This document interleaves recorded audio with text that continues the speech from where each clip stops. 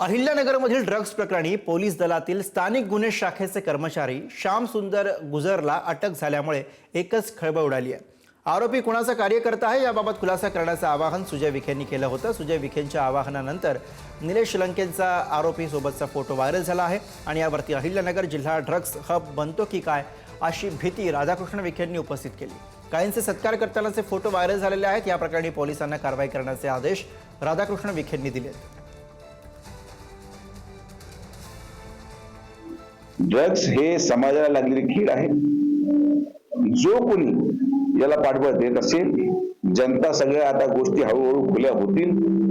मी आठवडाभराचा वेळ देतो अहिल्यानगर पोलीस विभागाला की त्यांनी हे सगळे नावं जाहीर करावेत, अन्यथा पत्रकार परिषद घेऊन नावनिशी मी हा सगळा खुलासा करणार की कोण कोणाच्या घरी माल ठेवला होता आणि ते कोणाचे कार्यकर्ते होते। हे सगळं दिवस ढवळ्या घडलेला पराक्रम आहे आणि हे कोणाच्या शिफारशीने आली याचं उत्तर द्यावं आमची मागणी आहे। पारनेरला बदनाम करण्यापेक्षा, पारनेरचं कुठलं कनेक्शन जोडण्यापेक्षा शिर्डीमध्ये काय चालू हे पाहिलं पाहिजे।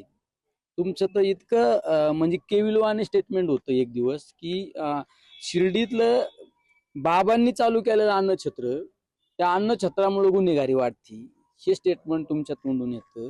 तुमच्या ज्यावेळेस तुमचा नागरी सत्कार शिर्डीमध्ये झाला, तुमच्या हारामध्ये कोण हे तुम्ही आधी पाहिलं पाहिजे। ह्या सगळ्या गोष्टी केल्या पाहिजेत। तर तुम्ही पारनेरकरांना निलेश लंकेंवर बोलण्यापेक्षा तुम्ही गुन्हेगारी शिर्डीची गुन्हेगारी थांबवा।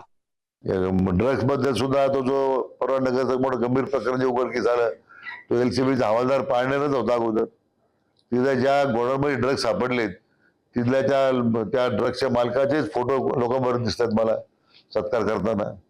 म्हणजे पाळामुळे कुठपर्यंत गेलेली आहे याचा आपल्याला अंदाज आला असेल। पण ते चिंतेची बाब आहे। जिल्हा हे ड्रग्सचा बंद काय यासाठी पोलिसांनी अधिक विशेष त्यामध्ये कारवाई करण्याची गरज आहे असं त्यांना आज सांगण्यात आलेलं आहे।